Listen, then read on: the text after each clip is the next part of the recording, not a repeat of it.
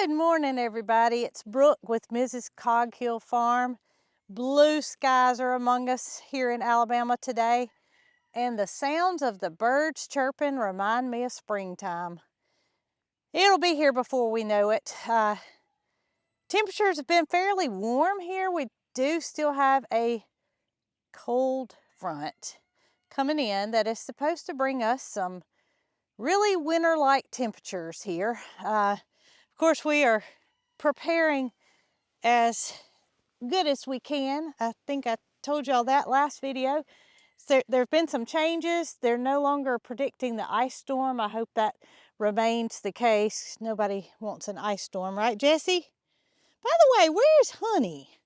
I had to start over here because, well, I've already taken care of all the animals, and I saw Miss Jessie standing at the fence, and that, you know, she wants me to come give her some loving. But what was directly across from Jessie is the reason I decided to start over here. I don't know if y'all can see her very good. Across the pasture in the corner is Pookie, the miniature horse. And I have a feeling, Jessie, what are you doing? I have a feeling that Jessie was trying to visit Pocket from across the pasture. They're still doing that. They still are giving their mare voices, and that means female equine. The little, you know, when they get close to each other, trying to let each other know, hey, I'm the boss lady around here. Little do they know that Peaches is in her stall controlling everybody's actions. Jessie, I don't know where Honey got off to, but you better go find her. I'm gonna go see if I can't locate Matilda. She has been full of it here lately. Come on, Jessie. Matilda is the Holstein calf that has the bad leg. And y'all, I'm here to tell you, she is a new calf. I know we've said it before, but this little calf is really coming out of her shell. She's starting to show her personality. And if I had to do it over again, I would name her Matilda to this day. And that is because you can add a moo to the front of that, make it Mootilda, which is, she's very vocal in her times of need and want, meaning she lets us know when it's feeding time. Now, so does Tater. Mildred and Moody, not so much, but we got a Mootilda and a Tater that let us know when it's feeding time. Well, it's still early morning. The goats hadn't been out that long, but I can tell that they have their bellies full because y'all take a peek. Everybody, not everybody, but most everybody, Honey on the other side of the hay bale is, well, sacked out. That's what I'd call it. How about you, Bootsy? You call it sacked out? You can't headbutt my hand, silly. I got a glimpse of Matilda, and you were full of it earlier, but I guess you got a little bit tired and you had to come take a rest over here. That's what she does. She gets all riled up, and Bramble, you knock the camera over, baby. She gets all riled up and she exerts all of her energy, and then she comes and finds her a warm spot in the sunshine. Y'all see this bad leg right here? Let's see. Let's go down a little bit so y'all can see it. Bramble, don't knock the camera over. This is her bad leg right here. And before she started her physical therapy and her treatment, she couldn't bend this leg like this. So that tells me that these tendons and this knee joint is doing its job by becoming more flexible. She's literally a big old lap baby.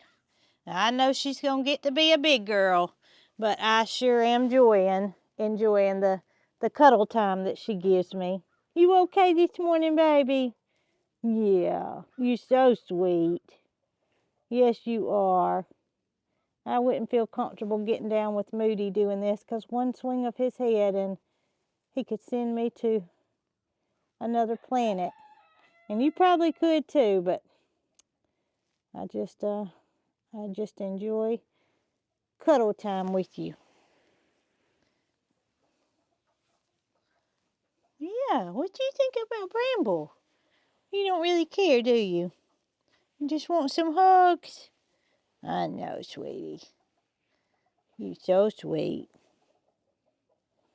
I guess everybody must have had a little extra goodie in their food this morning that allowed them to want to lay out in the sunshine and just enjoy themselves, because I had to call Mildred. She's over there in the pasture. She was laying out flat, which I don't ever like to see our cows doing. You can see Tater and Moody over here. They've both, well, Tater's got her head up, Moody's standing up, not Mildred over here. She was laid out flat. As soon as I hollered Mildred, she rolled over and gave me a sign of encouragement that all was well, but never fails. It makes my heart beat, an extra beat, when I see one of our animals laying flat. Jessie tends to do that too, and today I wanted to well, talk about a part of our property that, while I know it exists, I also feel it doesn't exist. So when we bought the property, there was obviously pasture land, but a lot of it was wooded to where it could be cleaned up, and we had somebody come with a forestry mulcher, and they thinned out some of this beautiful area where I am now that the goats have access to make it to where it can be utilized. And I love that about this part of the property, because you can walk in between the trees. There's not any undergrowth. There's not any privet that you can't get through real easily. And this is perfect. But back behind this area is not so perfect. My nosy emu, Nugget, had to come and pay me a visit as he saw me walking through the pasture. Probably saw my shiny earrings from a distance. He and his lovely wife Goldie had to come nosy around and see what I was doing back here. So I've passed the fencing area. We're still in a good place. It's this that's in front of me that I want to do better. And I don't know what the solution is. I've reached out to the NRCS, which is National Wildlife Conservation Services, and I'm hoping somebody's going to get back with me. I just want to do the best thing for us, and that doesn't mean creating this as a habitat for our animals. Now, this is a path or a trail that Mr. Greg cut for us when he built the pond. He took his dozer and he came through here and made these woods to where we can walk down to the creek area. And this is pretty good. I mean, it needs to be cleaned up. Some of the pines need to be thinned out. But these were planted pines. Whereas when we get back to the other side of the creek, it's where it gets really thick. Reaching out to the NRCS, I want to know what the best solution is. How can we best manage our property to where it can be walked on and enjoyed, and wildlife can benefit from it, besides being a lot of trash growing in it. So here's the natural spring that runs the entire length of our property across the back. I love, love, love this stream, and it's little underground. Oh my goodness, Bramble and Biscuit, y'all have never been this far in your, and Sylvester, y'all have never ever left the barn area that I know of. And here y'all are back in the deep dark woods. You are never to come back here without supervision. Do y'all hear me? Sylvester? Biscuit? Oh my, I did not intend on this to happen. Y'all look at Bramble. He's never seen anything like this in his life, and he does not know what to think. Sylvester, there are dangers out here, buddy. Do not come back. Yes, they're cats. They're doing what cats do and explore, but goodness. Sylvester just had his first experience with a fallen limb and he just about came out of his cat panties. I may or may not get wet trying to cross this. Okay, I did it. All right. Okay, so here we are. Do y'all see this? Do y'all see how thick and how unusable this is?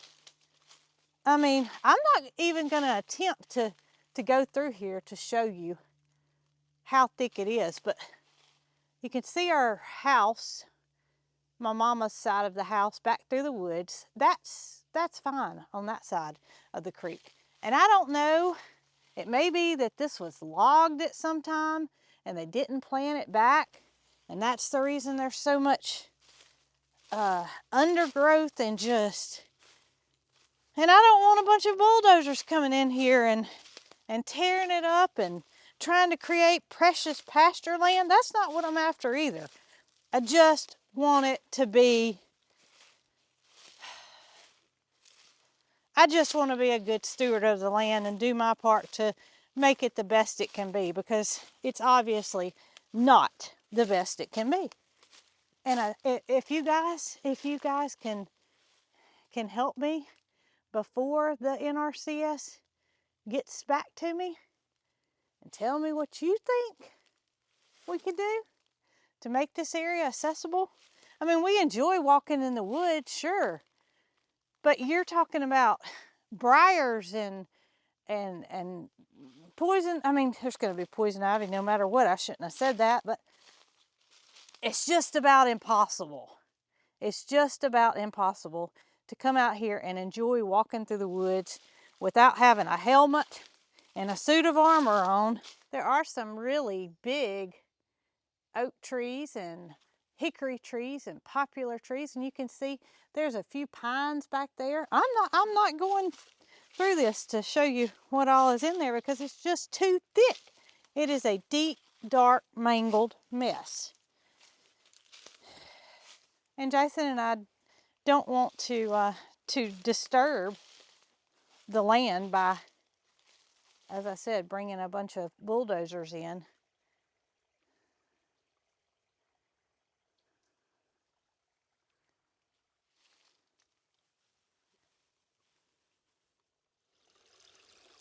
Can y'all hear the beautiful sounds of the water that's coming off of this makeshift waterfall over there? I mean, it's beautiful back here. I want to be able to come back here and enjoy this and do the best thing for wildlife, for nature.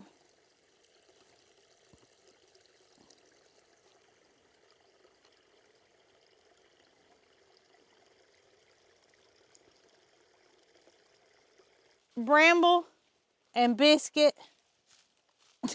and Sylvester. Here he comes. Jason's not, he is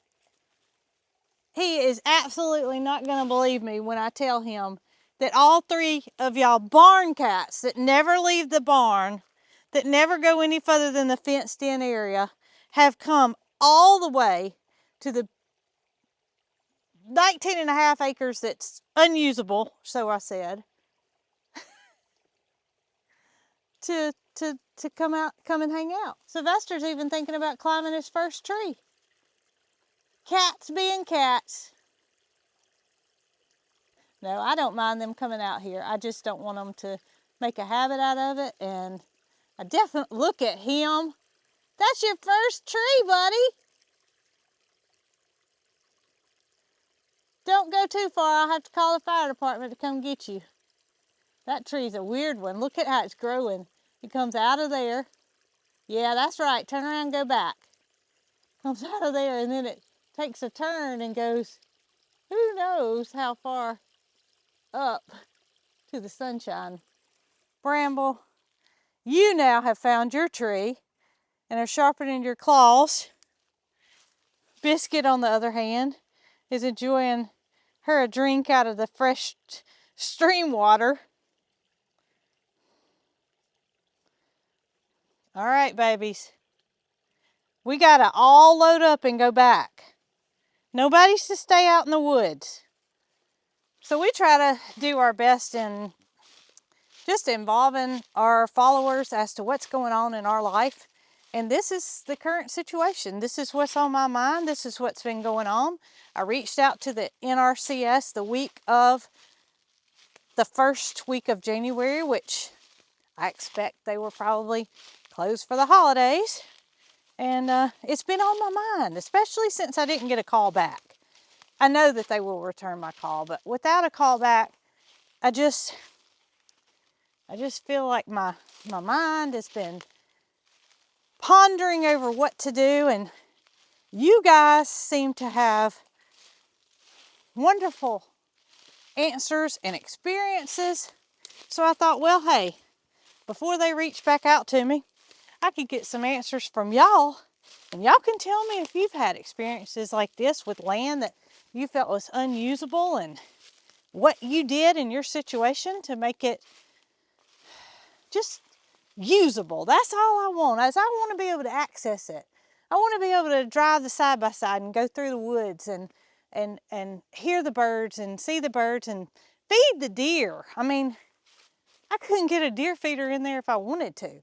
Drive my tractor back here and clean up some logs if a limb falls out of a tree and not have a bunch of trash growing. I just don't know what the answer is. Show y'all what I had to walk over in hopes that I don't get wet for my second trip back across. I also don't know how the cats got across. Cats most of the time don't like water, as y'all know. There's nothing in these woods for you. Come on, Biscuit. And I mean, I'm telling y'all, I never in a million years would have imagined that they would have followed me. Tucker is the one that follows me into the woods from our house. Our dream would also be able to fence in the entire 40 acres. And as you can see, that's in no way possible with the back part of the property just being inaccessible. We would love to be able to fence it in. I don't know if we would be fencing it in to keep us in or keep others out, but it's just an idea that we would like to have our property surrounded by fencing. One of the kitties has made his way back with me, and that is Sylvester. He seems to be looking for the rest of them like, are y'all coming? Are y'all gonna stay down there? I can hear them. Sylvester, come on with me, buddy. Oh, I see them. They're coming down the road. Look here, coming towards me. If it isn't Miss Biscuit. And I know Bramble isn't far behind. He's a scaredy cat. He has to stay with his mama. He is not far behind. Come on, babies. Good boy, Bram Bram. And here comes Sylvester trotting behind. Y'all got me off track with my train of thought. Okay, boys and girls, we're going back to the barn. Now, we do want to take the fencing that ends right here and continue on all the way to the end down there where Moody, Mildred, Tater, possibly Matilda's pasture is, to keep this land under control so we don't have to bring a mulcher back in and recreate what we've already done. The mulchers came through here already. It's done its thing.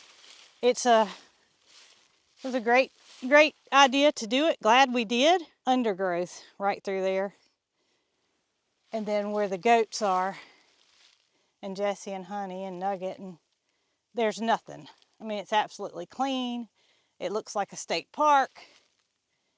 And we want to fence this in to keep this area nice and usable. Here goes Mr. Bramble. And there's Sylvester over here with his tail going ever so fast. We're all three back in the pasture area. Come on, Biscuit. Come on, sweet girl. We're not gonna leave you behind. Well, I guess they've done enough work for the rest of 2025, and they probably will be piled up in the milk room for the next week, because that's That's a lot of activity for cats that don't get out of their area very often. But I'm kind of glad they went with me. It was fun to have an exploring partner with me. Usually it's Rocky and Bandit, but I was able to sneak off without them, thankfully. They make a big splash in the stream, and I never come out clean when they go on a trip. I don't think that that area back there will ever be like this, but one can hope. One can hope, and I'll do my best as a steward of the land to make it as beneficial to nature and wildlife as I can. And I'll update y'all when the NRCS does get back to me and let me know what they think the best way to handle this is. I'll let you know. I feel like I'm not the only person in this situation. And just wanted to show y'all a part of the property that we don't talk about very often and why we don't talk about it very often. So I'm headed back up to where my lazy goats are, lazy cows, lazy donkeys, and all the cats in tow. Y'all can see them behind me that they are back in the fenced area. Just something to think about. If you got any ideas, reach out to me. And y'all be good.